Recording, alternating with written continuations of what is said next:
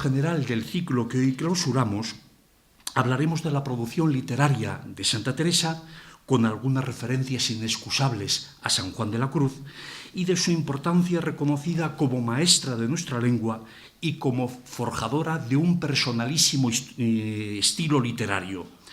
Pero no se preocupen ustedes que no voy a desarrollar hoy una clase de literatura o de historia de la literatura al uso.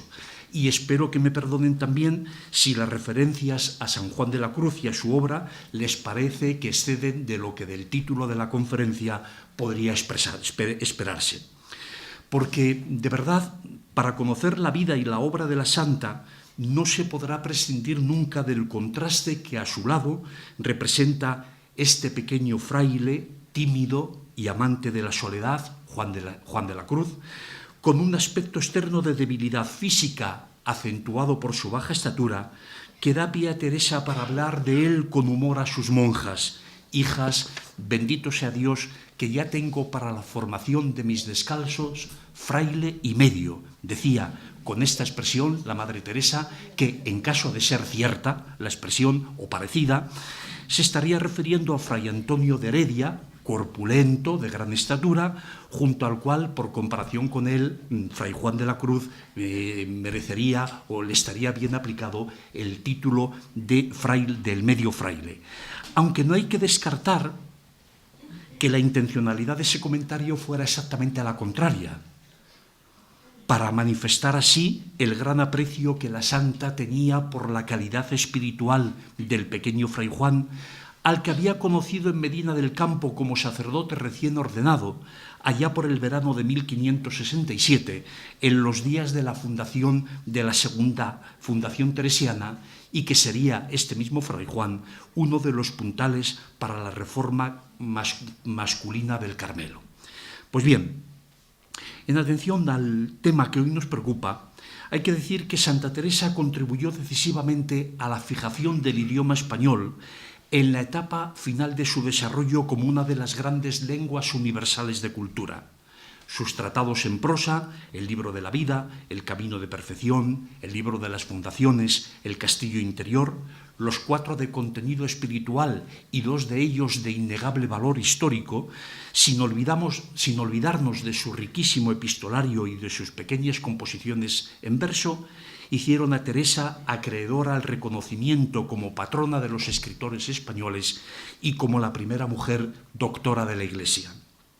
La obra teresiana adquiere sí una importancia capital, comparable en cierto modo a la de Cervantes, porque mientras ella representa el último estadio de la evolución y el perfeccionamiento del idioma español,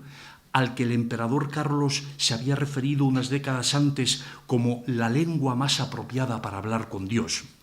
Gracias precisamente a Santa Teresa y a otros autores espirituales de su época, San Juan de la Cruz, los 2 Luises, el de Granada y el de León, Cervantes encontraría poco después nuestro idioma perfectamente depurado y a punto para la composición de ese prodigio literario que es el Quijote. Y continuando con nuestra andadura, tenemos que decir que la literatura espiritual española, de la que Teresa es de los máximos representantes, se desarrolla durante la segunda mitad del siglo XVI, de esto nos hablaban en la conferencia del profesor Burrieza de la semana pasada, en el marco histórico de la España de Felipe II y de la contrarreforma católica, con la que el Concilio de Trento pretendió superar la crisis religiosa y el profundo desgarramiento que en la sociedad europea había provocado la reforma de Lutero. Como reacción católica a esta reforma, la España de la época se cierra a la influencia exterior que había sido intensa durante el reinado del emperador. Se extienden por entonces en nuestra sociedad unos sentimientos acusados de preocupación y de inquietud, que en algunos casos llegaron a ser hasta de angustia por lo que nos espera en el más allá, y se manifiesta la ansiedad por asegurarse la salvación aun a costa de ciertos rigorismos. En este ambiente es en el que prolifera en España la impresión de libros de contenido espiritual fundamentalmente de carácter ascético.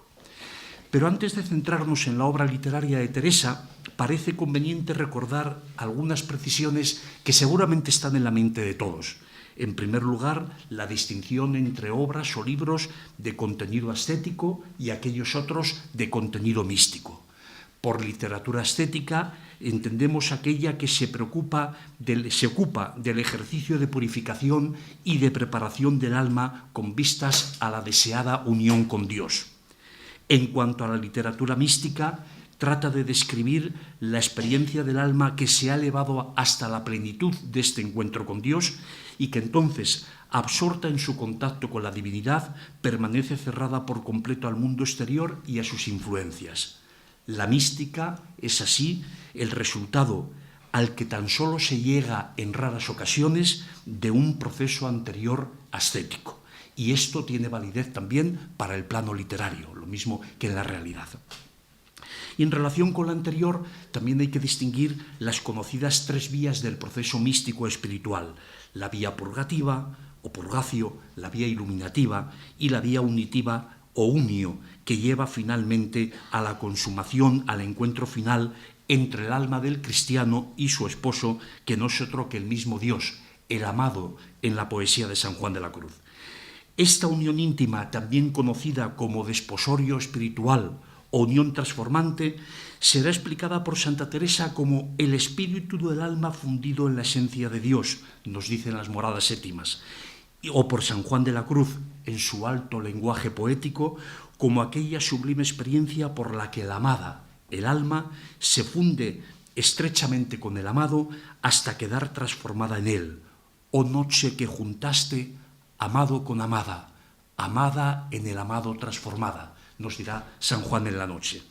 Por último, tenemos que hablar también de la clasificación, y entre las múltiples que se han ensayado, mística cristiana y mística de otras religiones, judía o musulmana, mística heterodoxa y ortodoxa, según la concepción que la Iglesia tuviera sobre la validez de los escritos de los autores, destaca una clasificación poco científica, pero muy clara y útil, que es la de don Marcelino Menéndez y Pelayo, que dividió los escritores espirituales según la orden o familia espiritual a la que pertenecían. Y así habló don Marcelino hace ya muchísimos años en una división en la que los nombres, los sustantivos que utiliza don Marcelino no son gratuitos, porque nos dan la clave de cuál es la verdadera característica de esta composición y de estos autores. Hablaba así don Marcelino de ascéticos dominicos, entre ellos Fray Luis de Granada, fundamentalmente, de ascéticos y místicos franciscanos, San Pedro de Alcántara, Fray Juan de los Ángeles, Fray Diego de Estella, Francisco de Osuna, Fray Bernardino de Laredo, de quienes hablaremos un poco después. Hablaba también de ascéticos y místicos agustinos, Fray Luis de León, San Alonso de Orozco, Fray Pedro Malón de Chaire,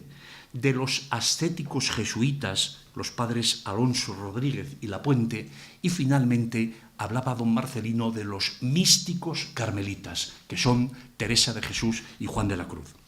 Sin temor a equivocarnos, podemos decir que de toda esta relación que hemos hecho antes, tan solo llegan a la mística, al verdadero misticismo, los 2 santos carmelitas, y en algún brevísimo y puntual pasaje de su obra, fundamentalmente de su poesía, el maestro agustino Fray Luis de León, en concreto en la Oda Salinas, en una de las estrofas. Esto explica que en la España del XVI los libros de carácter ascético fueran cuantitativamente mucho más abundantes que los propiamente místicos. Se ha dicho también, y con razón, que los escritores franciscanos, dominicos, agustinos, jesuitas que antes hemos enumerado desarrollaron en sus obras una ingente labor de preparación estética, de modo que los carmelitas Teresa de Jesús y Juan de la Cruz pudieron adentrarse ya directamente en sus escritos en el terreno de la mística, en las más hondas profundidades del misticismo, como escribía don Pedro Saiz Rodríguez. La literatura espiritual, que a nosotros nos interesa, se ocupa de las relaciones entre Dios y el hombre, entre el Criador y sus criaturas. El lenguaje de los místicos es siempre el lenguaje del amor, pues no en vano la mística es una experiencia, o mejor aún, una vivencia de amor.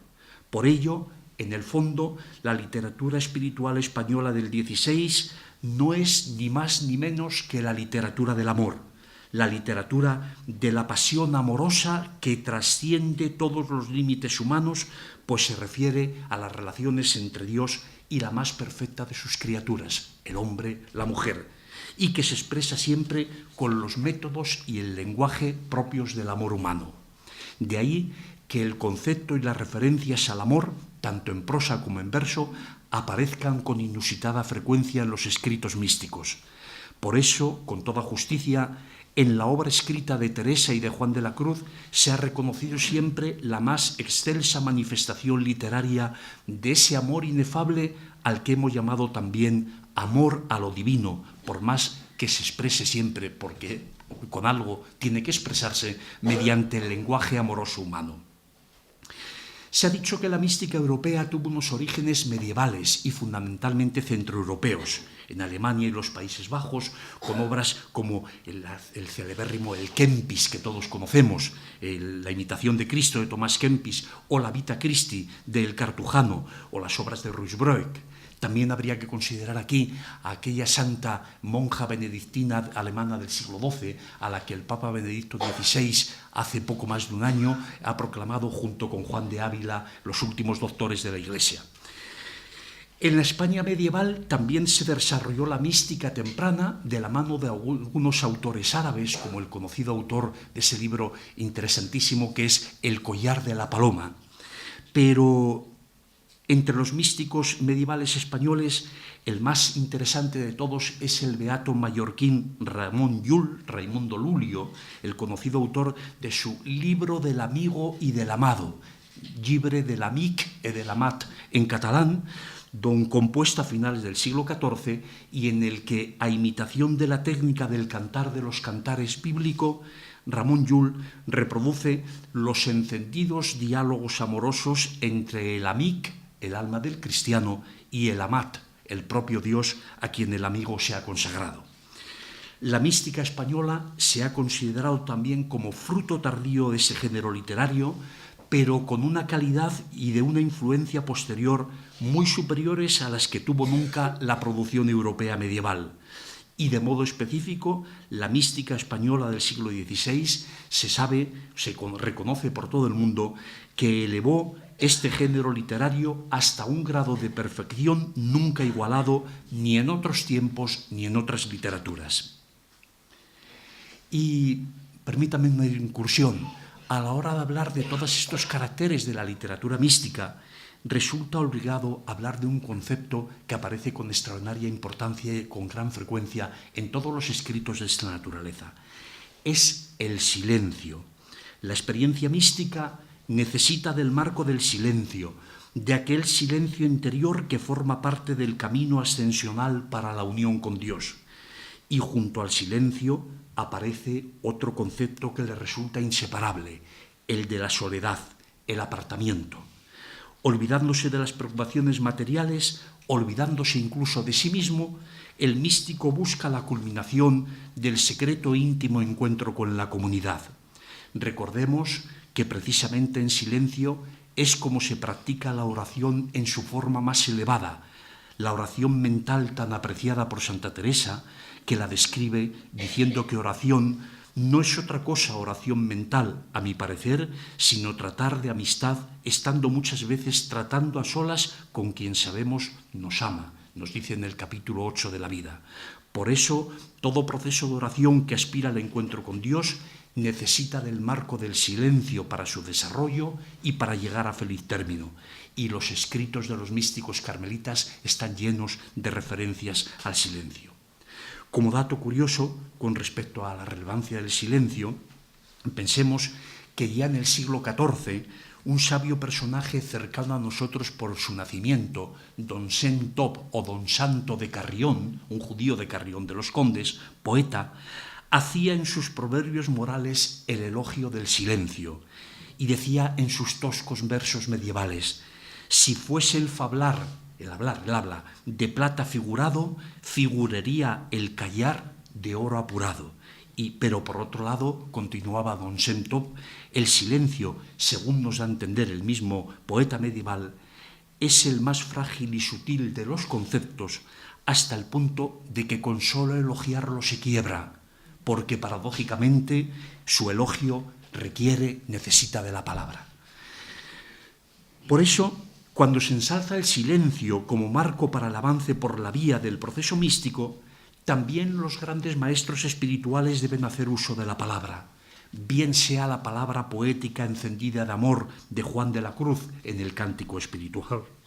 o bien la palabra igualmente herida de amor con que Teresa habla de la última más recóndita morada, la principal de todas ellas, allí donde tienen lugar las cosas de mucho secreto entre Dios y el alma, escribe en la primera de las moradas. Se trata del silencio inherente al último estadio de la unión con Dios que ocurre, escribe Teresa, con tanta quietud, y tan sin ruido que en este templo de Dios, en esta morada suya, solo Él y el alma se gozan con grandísimo silencio. Moradas séptimas. Veamos ahora cómo Teresa de Jesús intenta expresarse y plasmar por escrito las sublimes experiencias de las que goza su alma. Pero para ello, detengámonos antes unos momentos en la consideración de una magnífica lira, una lira exuberante que hemos citado ya antes parcialmente, la estrofa que Juan de la Cruz sitúa como eje central de su poema sobre la noche oscura del alma. Escribe San Juan: «Oh noche que guiaste, oh noche amable más que la alborada, oh noche que juntaste, amado con amada, amada en el amado transformada».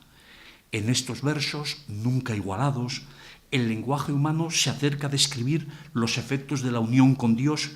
mediante una imagen poética que no es mera retórica y que solo se puede justificar en el plano sobrenatural, porque el amor humano se manifiesta en la unión física que aquí reflejan los versos 3 y 4. «Oh noche que juntaste, amado con amada», pero nunca produce la transformación o fusión de la amada en el amado que enuncia sin ninguna duda el verso final, el número 5, el que cierra esta lira: «amada en el amado transformada». Podremos advertir que se trata del mismo efecto de la unión transformante sobre el que escribe Teresa, ciertamente sin la perfección literaria de San Juan, sin la perfección poética de San Juan, mejor dicho, en una de sus más conocidas composiciones, aquella letrilla en la que Santa Teresa escribe: «Ya toda me entregué y di, y de tal suerte he trocado, que es mi amado para mí y yo soy para mi amado». Y continúa: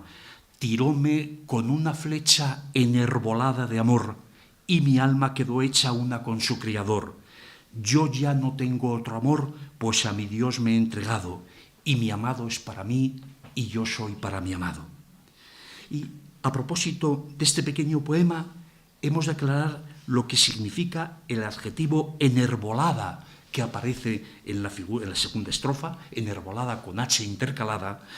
que muchas ediciones de las poesías de la Santa, ante la rareza del término, lo convierten de forma errónea en el más conocido adjetivo enarbolada. No tiene nada que ver. La auténtica redacción original es la de enervolada, que funciona como participio del verbo enervolar, un verbo absolutamente en desuso en nuestro tiempo, pero que era de uso de cierta frecuencia, no mucha tampoco, pero de cierta frecuencia hasta los siglos XVI y XVII. Y este verbo enervolar significa impregnar con hierbas. Esto es lo que significa enervolar. Por ello, las crónicas y los textos medievales hablan con cierta frecuencia de dar hierbas a alguien como sinónimo, como equivalente a envenenar, naturalmente con hierbas ponzoñosas. Y es en esta acepción en la que utiliza aquí el verbo Santa Teresa, al decirnos que su amado, Dios, ha herido su alma profundamente al tirarle, al alcanzarla, tiróme como equivalente de hirióme, con una flecha emponzoñada, envenenada, aunque en este caso lo sea en sentido figurado, con la inefable ponzoña del amor a lo divino. Merece la pena destacar la precisión teresiana en este poema cuando nos habla del instrumento que ha causado su herida, la flecha enervolada, con aquel amor a Dios que opera en ella la transformación mística, el desposorio espiritual. En sus versos, como una ráfaga apenas perceptible, encontramos la expresión cabal de la unión transformante que más tarde, con mayor perfección poética pero con la misma hondura de amor a lo divino, sabrá reflejar San Juan de la Cruz en la noche, como hemos tenido ocasión de ver. Y la misma Santa Teresa, en fin, explicará admirablemente este proceso y sus distintas etapas a través de la conocidísima alegoría del huerto, que desarrolla por completo en los capítulos 11 al 19 del Libro de la Vida, pero que nos adelanta en principio de modo resumido. Y dice así la Santa en esta alegoría, el resumen de esta alegoría: «Paréceme ahora a mí que he leído u oído esta comparación. Ha de hacer cuenta el que comienza a orar», se sobreentiende, que comienza a hacer un huerto en tierra muy infructuosa, que lleva muy malas hierbas, para que se deleite el Señor. Pues veamos ahora de la manera que se puede regar este huerto, para que entendamos lo que hemos de hacer. Paréceme a mí que se puede regar de 4 maneras: o con sacar el agua de un pozo, que es a nuestro gran trabajo, o con noria y arcaduces, que se saca con un torno, yo la he sacado algunas veces, es a menos trabajo que estotro y sácase más agua. O de un río o arroyo, esto se riega muy mejor, que queda más harta la tierra de agua y no se ha de menester regar tan a menudo, y es a menos trabajo mucho del hortelano. Y finalmente, dice Santa Teresa, o con llover mucho, que lo riega el Señor sin trabajo ninguno nuestro, y es muy sin comparación mucho mejor que todo lo que queda dicho. Capítulo 11 del Libro de la Vida. Llegados a este punto, me permito recomendarles que lean y degusten con tranquilidad el texto completo de esta preciosa alegoría del huerto, en los capítulos que la desarrollan, donde la Madre Teresa va explicando el proceso de oración interior en el que se corren las 3 vías, purgativa, iluminativa y nutiva. Los comienzos de este proceso son harto laboriosos, muy dificultosos, pues exigen los mayores trabajos del hortelano, que ha de regar el huerto totalmente seco y descuidado, lleno de malas hierbas, por el procedimiento más ingrato y costoso, el de sacar el agua del pozo con la ayuda de la soga y el caldero, los sacrificios y las renuncias del alma. Pero conforme se va ascendiendo por la vía iluminativa, los necesarios esfuerzos del alma se van haciendo cada vez más suaves, más llevaderos. El trabajo del hortelano es menor con la noria que con la cuerda y el caldero, y menor todavía el que se requiere para derivar el agua de un pequeño arroyo junto al huerto. Finalmente, cuando el camino ascensional termina y el alma llega a la vía unitiva, su esfuerzo ya no es necesario, porque todo lo hace Dios. La lluvia con la que se riega mansamente el huerto, mucho mejor que con cualquiera de los procedimientos anteriores, y lo que es más importante, sin ningún trabajo del hortelano.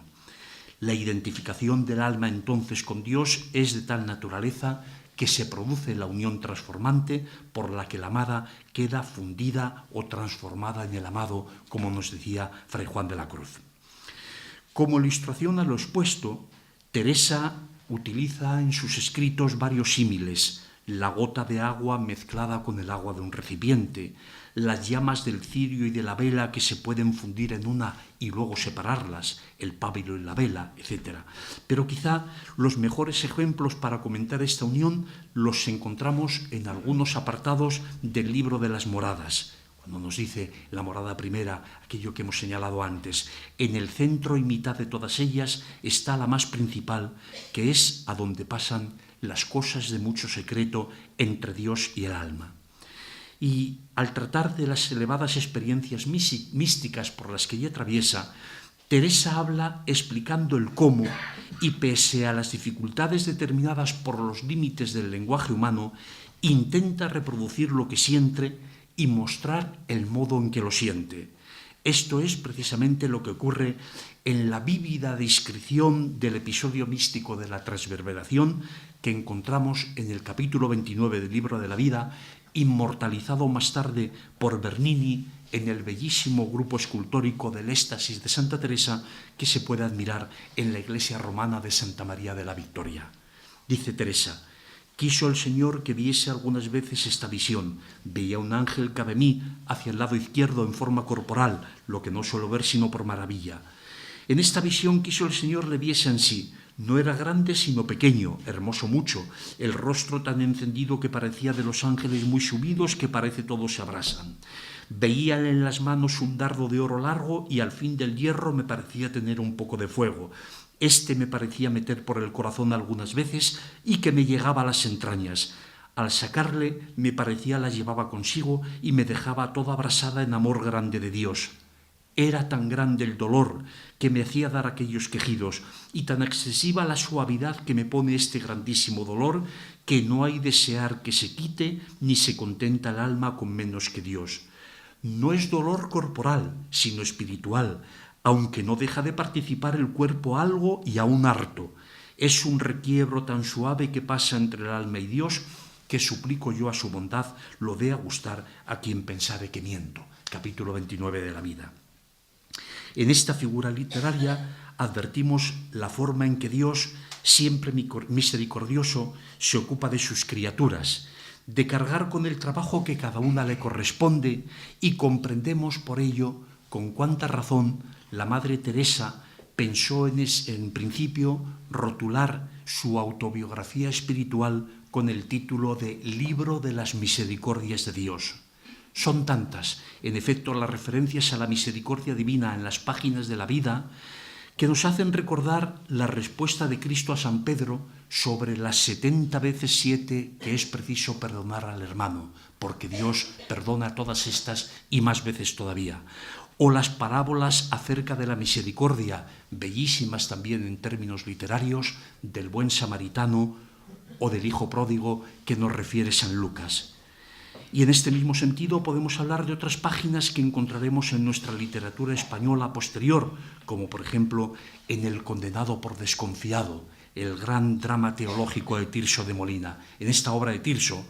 en la jornada segunda, aparece un pastorcillo, figura del ángel de la guarda del ermitaño Paulo, antes ermitaño y ahora bandido, que el pastorcillo que canta con tristeza un romance mientras va tejiendo una hermosa guirnalda de flores, y canta: no desconfíe ninguno, aunque grande pecador, de aquella misericordia de que más se precia Dios. La canción hace meditar a Paulo, que trata inútilmente de retener al joven pastor, y en la jornada siguiente este pastor se presentará de nuevo, pero deshaciendo ahora aquella misma corona de flores, al tiempo que da rienda suelta a su pena por la oveja descarriada. Él, nos dice el pastor, era feliz guardando las ovejas que le había confiado su mayoral, Dios, pero sus lágrimas y su llanto no cesan desde el día en que una, la más buena, huyó del rebaño. La ha buscado por los montes y con sus dulces silbos la ha llamado, pero todo inútilmente. Entonces el antiguo ermitaño Paulo, ahora bandido, comprende cómo su propia historia se refleja en la de aquella oveja que huyó del redil, y en un arranque de duda con atisbos de posible arrepentimiento, que en este caso serían más bien de confianza en el perdón de Dios, pregunta con ansiedad al pastor: si acaso volviera, zagalejo amigo, ¿no la recibieras?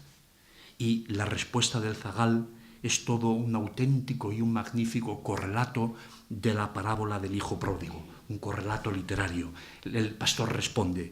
enojado estoy, mas la gran clemencia de mi mayoral dice que aunque vuelvan, si antes fueron blancas al rebaño negras, que las de mis brazos y sin extrañeza requiebros las diga y palabras tiernas. Esto dice el pastorcillo de Tirso. Pues de esta misma naturaleza es la idea, son los planteamientos que en el libro de la vida nos hace Teresa sobre la misericordia de Dios. De ahí su permanente actitud de correspondencia, de agradecimiento y de amor a su majestad, fórmula esta con la que habitualmente Teresa suele referirse a Dios nuestro Señor. Y una acotación, si se me permite, al respecto: el modo en que actúa siempre nuestro Padre Dios, como hemos visto en Tirso, como en Teresa, que acoge con amor y misericordia inagotable a sus hijos, deberían tenerlo quizá presente algunos confesores que recriminan con aspereza a sus penitentes y muestran escasa comprensión hacia las miserias y las debilidades humanas. No en vano, el Papa Francisco ha recordado recientemente que el acercamiento al sacramento de la penitencia no puede ser, no debe ser para nadie como una sesión de tortura o de inquietud y desasosiego. Bien, al margen de esto, vamos a volver a Teresa y a otra de sus alegorías, importantísima también, que es la alegoría del castillo interior, inspirada en la vista que tuvo durante años de la muralla de Ávila desde su celda del monasterio de la Encarnación. Es la alegoría que desarrolla la Madre Teresa por extenso en Las Moradas, la que se considera como su obra cumbre. Compuesta por mandato del padre Gracián en 1577, ya en la última etapa de su vida, en ella expone ahora con mayor, vuelve a exponer, pero ahora con mayor extensión y experiencia, el desarrollo del proceso místico. Para introducirse en estas moradas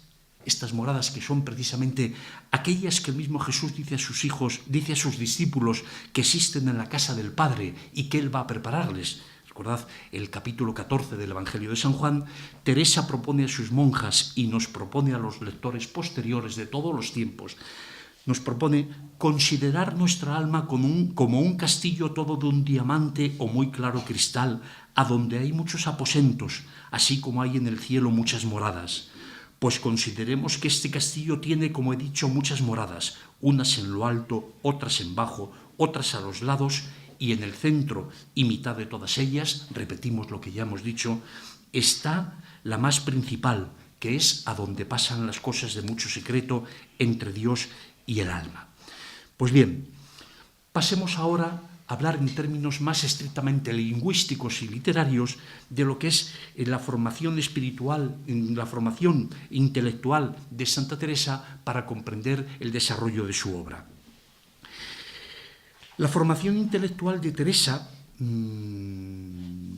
para comprender su estilo, hay que considerar que no es una formación demasiado profunda, aunque sí es con todo muy superior a la habitual en las mujeres de su época. A ello contribuyeron decisivamente sus lecturas, sobre las que nos proporciona algunas noticias en el libro de la vida. Conoce Teresa aceptablemente la Biblia, conoce las vidas de santos frecuentes en la Edad Media, los Flos Santorum, y conoce también otros libros de espiritualidad como La Imitación de Cristo, el Kempis, o La Vita Christi del Cartujano. Durante su juventud, Teresa fue amante de los libros de caballerías y nos dice en el capítulo 1 o 2 del libro de la vida que ella misma pensó en componer uno, en escribir uno con la colaboración de su hermano Rodrigo. Más tarde lamentaría el tiempo dedicado a estas lecturas, como lo había lamentado tiempo antes también el canciller Ayala. Sabemos que en los fondos de la biblioteca de su padre, además de las vidas de santos, se encontraban algunas obras de Juan de Mena, se encontraba La Gran Conquista de Ultramar, una gran historia novelada de las cruzadas, la que incluye esa bellísima leyenda del Caballero del Cisne, de la que es la que inspira el Tannhäuser de Wagner, del que algunos tendrán noticias. Y seguramente Teresa habría leído o habría oído leer a su madre esta historia de la Gran Conquista de Ultramar, porque allí encontraría ejemplos de los cristianos que no tenían ningún miedo a arriesgar su vida por amor a Jesús, por amor a Dios, para recuperar la Tierra Santa. Esto sin duda sería un atractivo para Teresa. Pero una vez superada la etapa en la que le gustaban los libros de caballerías, Teresa se dedicó con fruición a la lectura de libros religiosos, aquellos los más conocidos del momento, Vidas de Santos, y de entre los libros bíblicos, los Evangelios y las cartas de San Pablo. También sabemos que apreciaba mucho los salmos, de cuyo autor el santo rey David se confiesa muy devota, como lo acredita la fundación del convento de Palencia en el día de su fiesta, 29 de diciembre de 1580, circunstancia de la que hace particular mención en el título del capítulo 29 de las fundaciones. De igual modo, influyó en su formación, en la de Teresa, el contenido y la lectura de las Confesiones de San Agustín, un libro inseparable para ella. San Agustín, por cierto, otro converso como ella. Y de los numerosos tratados de espiritualidad que circulaban en su época, Teresa pudo leer La Guía de Pecadores de Fray Luis de Granada, las obras de Juan de Ávila, quien conocería y aprobaría más tarde el manuscrito del libro de la vida, y dos libros casi nada conocidos en la actualidad, pero que en su tiempo tuvieron extraordinaria importancia en la formación de Teresa y que impresionaron vivamente a la joven monja de la Encarnación. Uno de ellos, de estos dos libros, es La subida del monte Sión, de un humilde lego franciscano, Fray Bernardino de Laredo. Y hay que decir que este texto de Fray Bernardino de Laredo lo utilizaría después doña Teresa de Ahumada, para cuando se encontraba en dificultades y no lograba explicarse ni explicar a sus confesores lo que ella sentía, lo que hacía con frecuencia era coger este texto de Fray Bernardino de Laredo, subrayar algunos pasajes con los que se identificaba su propia experiencia y enseñárselo al confesor para decirle: algo parecido a esto es lo que me sucede a mí. El otro libro del que hablamos es el llamado Tercer Abecedario Espiritual, de otro franciscano, Francisco de Osuna, ya mencionado aquí el primer día de este ciclo, que le había regalado su tío don Pedro Sánchez cuando, a la edad de 20 años, Teresa se dirigía a Becedas para ponerse en manos de la curandera de ese pequeño pueblo abulense. El efecto de este libro del padre Osuna, de Francisco de Osuna, fue tal que años después le hizo escribir a Teresa: holguéme mucho con él y determinéme a seguir aquel camino con todas mis fuerzas, escribe en el capítulo 4 de la vida. También parece que Teresa conoció algo de la literatura profana de la época. Es evidente que algunas huellas de libros anteriores, algunas huellas de carácter estilístico, de carácter sintáctico y compositivo, como por ejemplo de la Celestina, se aprecian en la obra teresiana. También parece claro que Teresa pudo conocer al menos la polémica social surgida tras la publicación del Lazarillo de Tormes en el año 1554, sobre todo en la ciudad de Toledo, que fue donde más amplitud adquirió esta publicación y la polémica que desató, porque en esta ciudad de Toledo Teresa residió durante el primer semestre de 1562 en casa de su amiga doña Luisa de la Cerda. El tratamiento del problema de la honra que encontramos en el Lazarillo, en esta novela picaresca, tiene su reflejo más que evidente en algunos pasajes del libro de la vida que la santa redactaba por entonces, pero sobre todo con mucho más entidad, con mucho más intensidad, más adelante en numerosas páginas del Camino de Perfección y de las Fundaciones. Y con todo esto vamos a hablar también de los libros de contenido espiritual otra vez. Y hay que decir que al publicarse en 1559, por orden del inquisidor Valdés, don Fernando de Valdés, el índice de los libros prohibidos, que apartaba a Teresa de sus lecturas espirituales preferidas, ella escribe con notable dolor y sentimiento en el capítulo 26 del libro de la vida. Dice Teresa: cuando se quitaron muchos libros de romance que no se leyesen, yo sentí mucho, porque algunos me daba recreación leerlos, y yo no podía ya por dejarlos en latín. Entonces me dijo el Señor: no tengas pena, que yo te daré libro vivo. Pensemos, como apunte aclaratorio sobre la reacción de la monja doña Teresa de Ahumada en este punto, que hemos de tener en cuenta que esta es la época cuando se iniciaba en España la represión contra todas aquellas ideas que sonaban a erasmismo, pese a que el propio Erasmo y su pensamiento habían sido muy apreciados en la época anterior, la del emperador.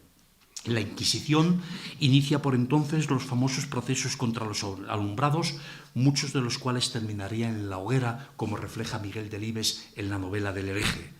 Entre estos procesos, el de mayor resonancia fue sin duda el que se incoó contra el mismísimo arzobispo de Toledo y primado de España, el dominico Fray Bartolomé de Carranza, que se prolongó durante 15 años por intereses económicos también, todo hay que decirlo, hasta que al exigirlo el Papa Pío V, el arzobispo y el proceso fueron trasladados a Roma, donde finalmente Fray Bartolomé de Carranza sería absuelto. También el agustino Fray Luis de León tuvo serios problemas con la Inquisición. Saben ustedes que estuvo preso durante 5 años en esta ciudad de Valladolid por la denuncia a consecuencia de haber traducido al romance castellano para uso privado y exclusivo de una sobrina suya que estaba en un convento de Salamanca el texto bíblico del Cantar de los Cantares. En este ambiente enrarecido por la desconfianza, Teresa de Jesús también tuvo algún problema con la Inquisición a causa del manuscrito del Libro de la Vida. Pero a pesar de tantas dificultades y de la prohibición de las lecturas que antes la habían consolado, la producción literaria de Teresa será la demostración fehaciente del cumplimiento de aquella promesa divina, y sus obras más conocidas, Vida, Fundaciones, El camino de perfección y Las moradas, siguen y seguirán siendo auténticos libros vivos que alimentan a un sinnúmero de lectores de todas las épocas y en todas las lenguas. Se diría que el Espíritu de Dios opera en ella de forma similar a como lo hizo al inspirar la composición de los Evangelios, y así lo afirmará años después Fray Luis de León al hablar de los escritos teresianos, lo veremos después. Por eso, por la doctrina y el contenido siempre vivo de sus libros, la santa abulense ha sido la primera mujer proclamada doctora de la Iglesia, junto con Santa Catalina de Siena, por el Papa Pablo VI. Y una anécdota curiosa también al respecto.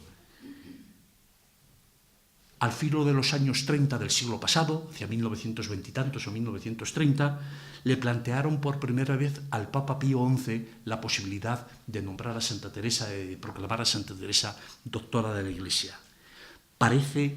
que el Papa Ratti respondió entonces con un lacónico obstat sexus, esto es, lo impide su sexo femenino. Afortunadamente, unos 40 años después, y acaso por influencia del Concilio Vaticano II, ese impedimento había desaparecido y el Papa Pablo VI pudo efectuar esta proclamación solemne en septiembre del año 1970. El estilo literario de Santa Teresa viene condicionado en buena medida por la misma razón que le impulsa a escribir. De esto se habló también aquí el primero de los días del ciclo. Ella trata de comunicar a los demás, a sus confesores, a sus monjas y para el futuro a nosotros, a los lectores, lo que ocurre en su alma, siquiera sea de una forma aproximada, pues la experiencia mística no puede ser reducida nunca a los estrechos límites del lenguaje humano. Pero mientras que Juan de la Cruz, impulsado por estos mismos deseos, escribe de modo voluntario y utiliza con gusto el marco formal de la poesía amorosa que había descubierto en Garcilaso de la Vega, Teresa de Jesús, por el contrario, escribe en prosa y obligada por las órdenes o las peticiones de los demás, como veíamos hace 2 semanas. El libro de la vida obedece al mandato de su confesor, el dominico Fray García de Toledo. El camino de perfección surge con espontaneidad en su primitiva redacción del Escorial, hacia 1563-64, ante la petición de las monjas de San José de Ávila. Pero más tarde, cuando a la de San José de Ávila se habían sumado ya las fundaciones de Medina, de Malagón, de Duruelo, de frailes en este caso, de Valladolid y posiblemente la de Toledo, modifica el texto a finales de esta misma década de los años 60 y elabora entonces un libro más cuidado y reflexivo, que es la redacción posterior del autógrafo conservado en el convento de las Carmelitas de esta ciudad de Valladolid, que lo elabora Teresa pensando en las religiosas de los sucesivos Carmelos femeninos y también en los numerosísimos lectores posteriores de todo tipo y de todos los tiempos. El libro de las fundaciones lo va redactando al tiempo que se extiende la Reforma Carmelitana, entre 1567 y 1582, por instrucciones, por orden del jesuita Jerónimo Ripalda, el autor del célebre catecismo. Y en las moradas, en cuanto a las moradas, en el mismo prólogo nos da noticia la santa de las instrucciones que recibió de su querido padre Gracián, cuando estaba en Toledo en la primavera de 1577, cuando le dice el padre Gracián que escriba un libro de cosas de oración, donde diga la doctrina en común sin que nombre a quien le haya acaecido aquello que allí dijere. A la petición del padre Gracián se sumó el deseo expresado, estaba en Toledo, no lo olvidemos, por el canónigo toledano doctor Velázquez, que por entonces era confesor de la Madre Teresa y que más tarde la ayudaría, porque sería obispo de Soria, la ayudaría durante esta fundación y después fue arzobispo de Santiago. De esta suerte, el Tratado de las Moradas, el más importante de los teresianos, viene a ser una especie de autorretrato de su autora, como demuestra la construcción gramatical forzada con la que repetidamente, una y otra vez, nos habla de su propia experiencia a través de circunloquios. Sé de una persona a quien le acaeció conozco a alguien que hace tiempo que a una persona le ocurrió, tratando de descubrir así que es de ella misma de quien habla y que es a ella a quien le ha ocurrido lo que se dispone a relatar. Se trata de un procedimiento que recuerda al utilizado por el autor del Cuarto Evangelio cuando se sirve de expresiones como el amigo de Jesús o el amigo a quien amaba Jesús para eludir la mención directa del apóstol Juan. Sobre la forma de escribir, dato curioso también, sobre la forma siempre apresurada de escribir de la santa, es bien ilustrativo el hecho de que esta última obra de las Moradas fuera redactada en el plazo inusitadamente corto de los 6 meses que van de principios de junio a finales de noviembre de 1577, lo que resulta sorprendente habida cuenta de la desbordante actividad desarrollada por la Madre Teresa, que siempre se lamentaba de la falta de tiempo para dedicarlo a cosas más útiles y a la oración. Como consecuencia de este escribir por obligación, Teresa lo hace con recelo, de mala gana, como ella misma confiesa, que por cierto, algunas veces dice, tomo el papel como una boba, que ni sé qué decir ni cómo comentar, primeras Moradas, y se aplica a su tarea con temor de no acertar, de herir a alguien o con la impresión de estar perdiendo el tiempo. Dice así, escribo casi hurtando el tiempo y con pena porque me estorbo de hilar. Y debido a su constante pugna con el tiempo, nunca relee lo que ha escrito. Tornar a leer, yo jamás lo hago, escribe en una carta a su hermano don Lorenzo, y justifica los inevitables errores que comete al redactar de forma tan apresurada, apelando con deliciosa sinceridad a la composición de las destinatarias inmediatas de sus escritos, como es para mis hermanas, las monjas de sus conventos, como es para mis hermanas, poco va en ello, dice en las Moradas Quintas. A la Madre Teresa no le importa la forma, sino el fondo de lo que escribe y su pretensión de explicarse y de explicar a otros su experiencia. De ahí que pugne por hacerla comprensible, sirviéndole todos los recursos que pueden encontrar en el lenguaje. Imágenes, comparaciones, símbolos, razonamientos encadenados, arriesgadas metáforas, alegorías, etc. A consecuencia de ello, a menudo incurre en anacolutos, concordancias mentales, construcciones irregulares y otros variados defectos gramaticales de los que nos hablará también Fray Luis de León. La prosa formalmente descuidada de Teresa deja traslucir algunos rasgos de la literatura anterior. Voy a pasar por esto porque no tenemos ya mucho tiempo. Y siempre se ha señalado que la lengua teresiana es la propia de la gente hidalga de Castilla en el siglo XVI, acorde con la máxima del escribo como hablo, que sostenía Juan de Valdés en su Diálogo de la Lengua. Nunca quiere Teresa aparecer como letrada oculta, quizás por humildad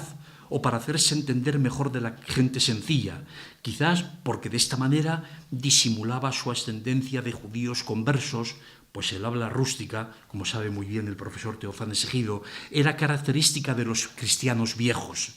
De este modo se pueden explicar sus fórmulas incorrectas, y no por ignorancia, sino para hacerse perdonar sus conocimientos y el hecho de que se atreva a escribir, y a escribir además sobre materia religiosa, siendo ella mujer, lo que suscita recelos incluso entre quienes mejor la conocen. Y buena prueba de esto que decimos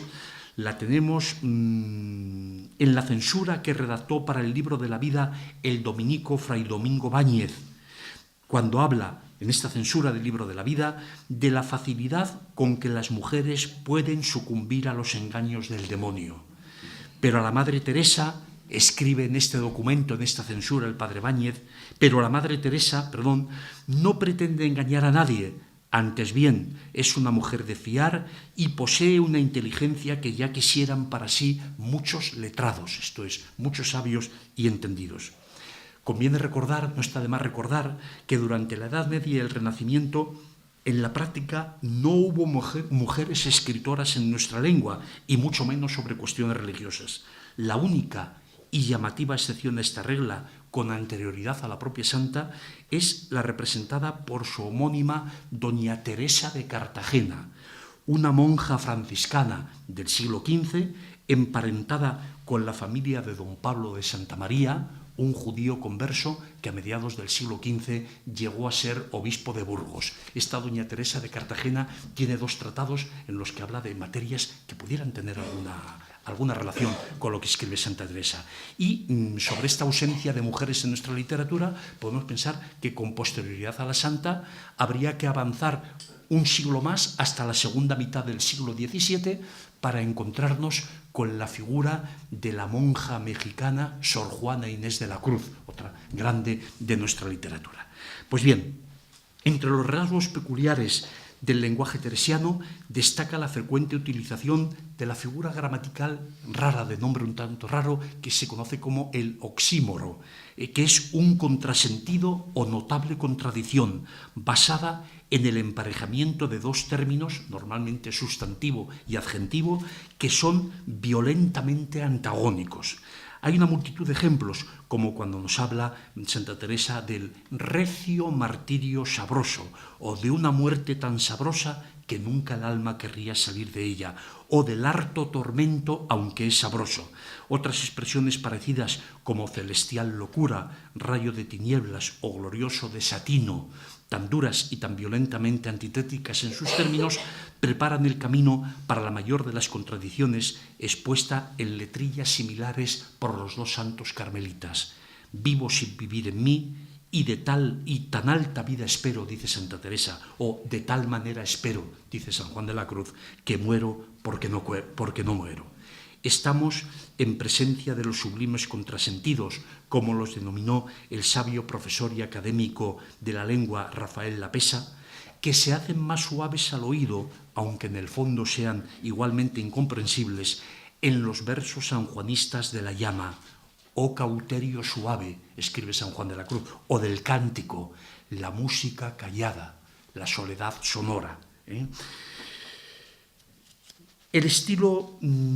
utilitarista de nuestra autora responde, como ha señalado con acierto el profesor Germán Vega, a la pretensión de ser precisa y eficaz en la traducción de los conceptos y también en la conmoción al lector. Por ello, Teresa realiza constantes y supremos esfuerzos para hacerse entender, hasta el punto de que en cierta ocasión, tras el recurso a las comparaciones, las antítesis y metáforas que se revelan insuficientes, ha de exclamar fatigada e impotente: deshaciéndome estoy, hermanas, por daros a entender esta operación de amor, y no sé cómo, nos dicen las moradas estas. Así pues, el estilo de Santa Teresa, sencillo, directo, expresivo, familiar y casi coloquial, escribo como hablo, repetimos, viene marcado por el deseo ferviente de que se la entienda. Otro rasgo de su estilo es el uso abundante del diminutivo, aplicado a los nombres y a los adjetivos, con lo que comunica a sus escritos la impronta de la afectividad y delicadeza femeninas que no están reñidas ni con su recio temple ni con su carácter fuerte. En ocasiones es también el humor lo que brilla en sus escritos, cuando defiende la libertad de sus monjas respecto a los superiores, por no hablar de su propia libertad de conciencia frente a inquisidores y letrados que le importunaron, y también las formas de control o de presión que se ejercen sobre investigadores o teólogos, incluso en nuestra época. Parece como si la Madre Teresa sintiera la satisfacción de sacarse una especie de molesta espina personal cuando escribe: considerando el mucho encerramiento y pocas cosas de entretenimiento que tenéis, mis hermanas, y no casas tan bastantes como conviene en algunos monasterios de los nuestros, me parece os será consuelo deleitaros en este castillo interior, pues sin licencia de los superiores podéis entraros y pasearos por él a cualquier hora, escribe en las Moradas Séptimas. La importancia de Teresa como maestra de nuestra lengua y creadora de su estilo propio, viene refrendada por el juicio de la crítica y de los escritores más autorizados, desde los contemporáneos a la propia santa hasta los de nuestro mismo tiempo. Ya Fray Luis de León, en la carta que acompaña la edición de las obras completas que dirige a la Madre Ana de Jesús y a las monjas del monasterio de Madrid, escribe en este prólogo y en esta carta, escribe Fray Luis: yo no conocí ni vi en vida a la Madre Teresa, no se habían conocido. Mas agora He llegado a conocerla en dos imágenes vivas que nos dejó de sí, que son sus hijas y sus libros, que a mi juicio son también testigos fieles y mayores de toda excepción de su gran virtud. Y después de ensalzar las virtudes y los méritos de sus hijas, de las monjas, habla de sus libros. Y dice Fray Luis, y no es menos clara ni milagrosa la segunda imagen que dije, que son las escrituras y libros en los cuales, sin ninguna duda, quiso el Espíritu Santo que la Madre Teresa fuese un ejemplo rarísimo, porque en la alteza de las cosas que trata y en la delicadeza y claridad con que las trata, excede a muchos ingenios, y en la forma de decir, y en la pureza y facilidad del estilo, y en la gracia y buena compostura de las palabras, y en una elegancia desafeitada que deleita en extremo, dudo yo que haya en nuestra lengua escritura que con ellos se iguale, y ansí, siempre que los leo, me admiro de nuevo, y en muchas partes de ellos me parece que no es ingenio de hombre el que oigo, y no dudo sino que hablaba el Espíritu Santo en ella en muchos lugares, y que la regía la pluma y la mano. Carta que dirige a la Madre Ana de Jesús, una de las discípulas predilectas de Santa Teresa, que llevó a cabo, pudo lograr el sueño de Santa Teresa, que era el de lograr fundar en la corte, en Madrid, y que luego llevó la reforma teresiana de las monjas carmelitas a Francia y a los Países Bajos. Y algo más adelante, en el mismo texto, en esta misma carta, Fray Luis dice que no mudará nada de lo escrito por la Madre Teresa, pese a las aparentes o reales incorrecciones de estilo, y para justificar su decisión señala que sería un error muy feo querer enmendar las palabras, porque si entendieren bien castellano, los que critican los escritos teresianos, vieran que el de la Madre, el castellano de la Madre, es la misma elegancia, que aunque en algunas partes de lo que escribe, antes que acabe la razón que comienza, la mezcla con otras razones y rompe el hilo, comenzando muchas veces con cosas que ingiere, que intercala, mas ingiérelas tan diestramente y hace con tan buena gracia la mezcla que ese mismo vicio le acarrea hermosura y es el lunar del refrán. Sin duda, Fray Luis de León poseía elementos de juicio suficientes para este reconocimiento de Teresa como proclama maestra de nuestra lengua. Por mandato del rey Felipe II, el maestro Agustino había preparado la primera edición de las obras completas de la venerable Madre Teresa de Jesús, aquella que manda a la Madre Ana y las religiosas de Madrid. Esta edición de las obras completas vio la luz en Salamanca en 1586, apenas 4 años después del fallecimiento de la santa. Sin embargo, hay que aclarar que esta edición de las obras completas no fue realmente tal, pues falta en ellas el libro de las fundaciones, del que el propio Fray Luis prescindió entonces por razones bien justificadas de prudencia, ya que aún vivía la mayor parte de las personas, de todo tipo y condición, desde los más humildes hasta el rey Felipe, de las que habla la Madre Teresa en sus páginas con la libertad y sin pelos en la lengua como ella tenía por costumbre. Cuando Fray Luis muere poco después, en 1591, tenía muy adelantada la primera biografía de la Santa Madre que venía preparando por encargo del Consejo Real de Castilla. Y a las alabanzas que Fray Luis dedicó a la obra de Santa Teresa se han ido sumando de forma ininterrumpida las de múltiples escritores y expertos de nuestra lengua a lo largo de los siglos. De entre ellos me parece oportuno destacar, situándonos ya en el siglo XX, el conocido juicio del maestro Azorín, para quien Santa Teresa y Cervantes son dos grandes maestros de la lengua castellana, pero quizá con ventaja en cuanto al estilo para Teresa, pues mientras ella lo forja con sus escritos, Cervantes lo encuentra ya depurado y listo para la redacción de su Quijote. Y concluyo con la opinión relevante de otro ilustre historiador de nuestra lengua, el académico Rafael Lapesa, del que hemos hablado antes. En las páginas de su Historia de la Lengua Española insiste en que Santa Teresa no escribe nunca con propósito literario ni por iniciativa propia, sino por mandato de sus confesores o a petición de sus monjas, y apunta que se trata en este caso de un feliz mandato y de una providencial petición. Para Lapesa, el peculiar estilo de la santa, cito textualmente, no fluye con arreglo a las normas del lenguaje, sino como manantial que brota de la intimidad del alma, y con ello, seguro que sin pretenderlo, concluye Lapesa, los escritos teresianos inspirados por el amor y rebosantes de emoción, obtenían por añadidura la suprema belleza literaria. No se puede decir nada más justo y acertado sobre los méritos literarios de la Santa Abulense. Y permítame todavía una reflexión final. Hemos terminado nuestro recorrido por la obra en prosa de Santa Teresa.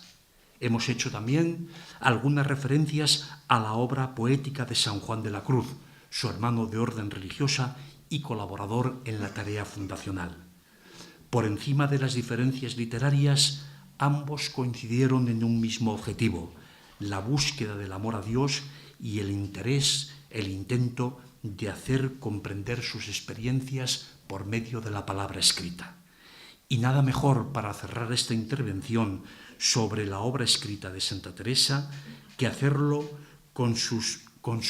los versos de su compañero de inquietudes espirituales y literarias. Recordaremos así que al final de su vida terrenal, Teresa de Jesús pudo presentarse ante el amado, ante Dios, cantando los versos de amor apasionado que escribiera Juan de la Cruz, porque también ella había vivido este mismo amor de forma apasionada. Mi alma se ha empleado y todo mi caudal en su servicio. Ya no guardo ganado, ni ya tengo otro oficio, que ya solo en amar es mi ejercicio. Muchas gracias.